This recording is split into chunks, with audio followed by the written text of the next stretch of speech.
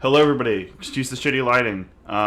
I'll figure it out later. I didn't have time. This was very rushed.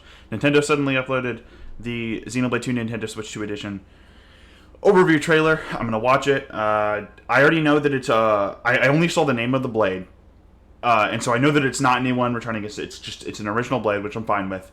I would have preferred that to either reusing assets like Jin or Malos, although I did want Malice the most, if I'm being totally honest, or like a character from Genesis, or a character from 3 or X Definitive Edition, like Al. So yeah, that's I think the best case, or like at least second best case scenario. But yeah, I don't have much time because I got stuff to do tonight. I'm gonna watch this trailer. There we go. Let's go to Elysium. I'll take you there myself. Join Rex and Pyra in their search for paradise, now enhanced for the Nintendo Switch 2 system in the Xenoblade Chronicles 2 Nintendo Switch 2 Edition game. Yay! Play at 60 frames per second with 4K resolution in TV mode or Full HD in handheld mode. And enjoy in-game cutscenes with enhanced resolution, frame rate, and detail. There are also new outfit designs for Pyra and Mithra. Interesting. These carry over from adventuring to cutscenes too. Interesting. Very interesting designs. And you can control your blades directly in a new mode called Merc Assault. Choose up to 6 blades to send out on each mission. Troops, move out. Best of luck to you. Begin. Move and fight freely with each blade, and change which one you control at any time.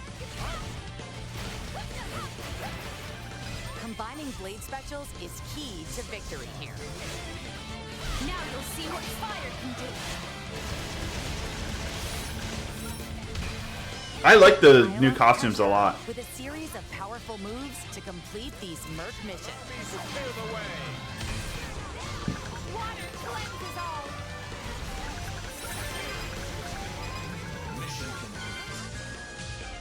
A new rare blade, Momo, will also... Whoa! From Xenosaga? Holy shit! Holy shit! I forgot Momo was a Xenosaga character!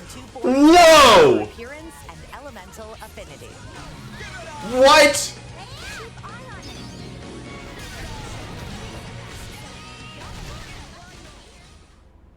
Xenoblade Chronicles 2 Nintendo Switch 2 Edition will be available on the date shown on screen.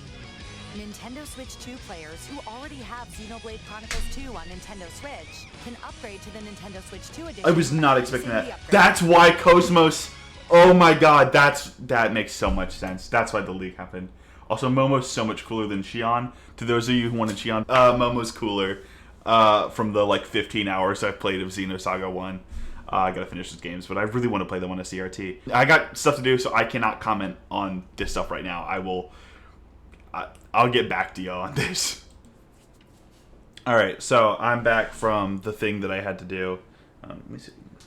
So I can comb through this and comment on it, and I'm not rushed to be anywhere. So,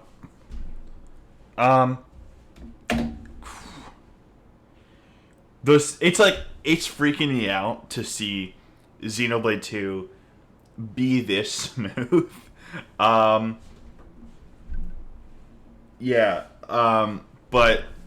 man, I'm really excited to replay this game. I had a lot of fun revisiting Xenoblade 1 because just like at this point, I know the games so well that I can just have like a perfect playthrough. It's so intensely satisfying. Like these scenes, seeing them so smooth. But yeah, also I've never rewatched all the cutscenes. I did want to pause here. I'm hoping that it won't be to the level of Xenoblade X, but I do feel like, especially if you look at like Mithra's like eye and earring, the image is a little bit mushy. And so I hope that this is to the level of like Xenoblade 1 Definitive Edition, Nintendo Switch 2 Edition, where it's bearable and hardly even noticeable unless you zoom in all the way. Except for like when it was on the pause menu, it was really bad. I think the way that it affected those character models on the menus looked really weird. But like everywhere else, I had no problems. I don't know what they're going, if they're trying to go for anything with these designs besides just having new cool designs. They're very spacey, or at least Pyrus is very spacey, and then it's like her armor is like fire coming up off of her body. And then Mithra's, it has a very like, it's okay. Yeah, it also has like a spacey design. It's a lot more silver. And man, I'm gonna miss Saito actually. Like, I'm down for what is it, Paolo and Yonayama to be the main character designers for Genesis.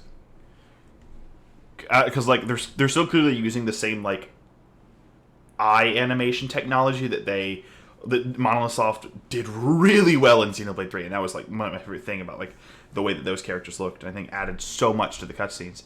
But I really like I like the way that Saito draws his faces. But yeah, I don't even know. They're very like, it's a very like aerial or like wing. There's a lot of like elements of wings in the design for Mithra. It's like those are like wings on her shoulders and like under her like chest. Very interesting. I'm interested to see if the Merc Assault will like even be fun. Hold on, let's take a look at this menu. Squad power. Okay. My biggest worry, like off the cuff, is this scaled to late game play? Or will your levels matter? Because, like, that's really what I worry about. Hold on. This is very interesting. It looks like you can pair different characters with different blades, or different blades with each other. Like, you can pair Godfrey and Perun, and like here you can really see at the bottom, you can pair Electra and Zenobia. Interesting. I don't know. I'm very curious to see how these are implemented, what kind of, like, rewards you get. I wasn't told as much about this system as I would have liked to have been told. But I see we'll just have to go on this blind. I wasn't super sold on this.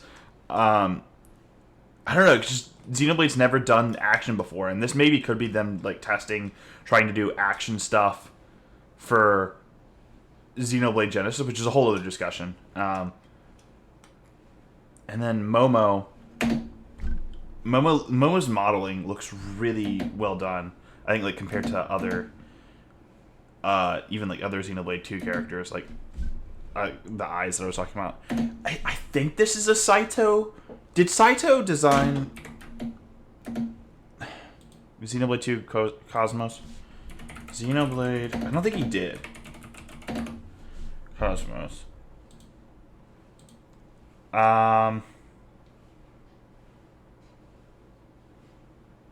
You know, this is definitely another Kunihiko Tanaka. That makes sense that it's a Tanaka. Is it, though? I think it probably is, yeah. I wonder if this will be a Bitball or a Bitball clone.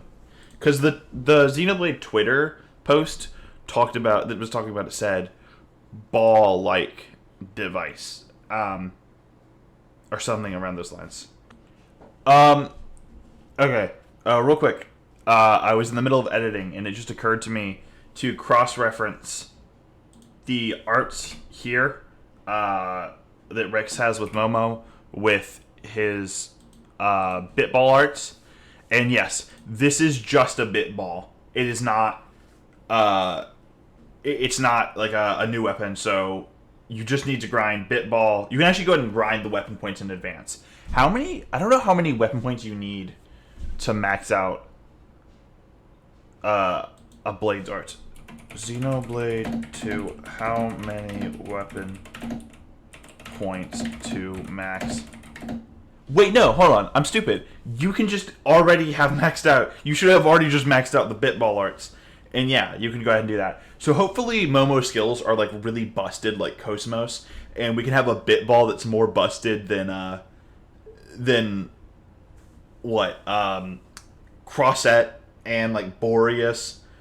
And yeah, I don't mind her being a healer because like Fiora's a healer and is like the other S plus tier blade next to Poppy Cutie Pie.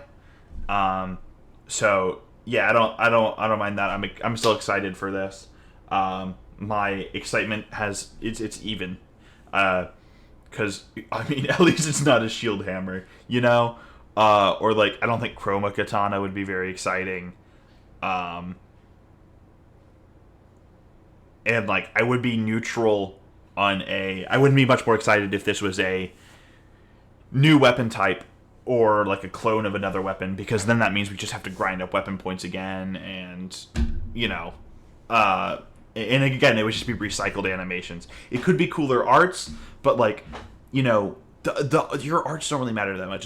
What's gonna matter is Momo's specials and skills. But yeah, I just wanted to point that out. It would be an incomplete analysis for me to just like notice this in the middle of the editing process and then ignore it. But yeah, there's that. Also, one more thing I wanted to talk about with Momo. The funniest thing they could do here is, instead of having it be a guaranteed blade that you can like get from an NPC or something or a quest, the funniest thing they could do is make it another gacha pool and just add it to the gacha pool. I think it would be hilarious. Like make it as rare as Cosmos. That'd be hilarious. I really hope they don't do that, because Jesus Christ, I just got Cosmos for the second time because I had Cosmos once and then I accidentally wiped my Xenoblade 2 save. But God, I'm really excited for this. I will be streaming this, midnight on the 30th. Once it hits the 30th, I will be streaming this. That like Wednesday night, Thursday morning. And yeah, I hope that some of y'all will be there, and I'll edit it down into a more digestible video from the stream. Holy shit! I just realized you need to have Cosmos to do the Momo quest, unless they have the Momo quest give you a guaranteed way to get Cosmos.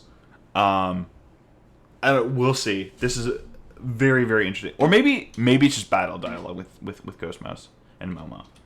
I don't know. It's very interesting. It's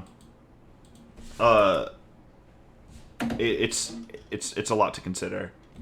That's something else I wanted to talk about. Xenosaga remakes. Please. I don't have a PS2.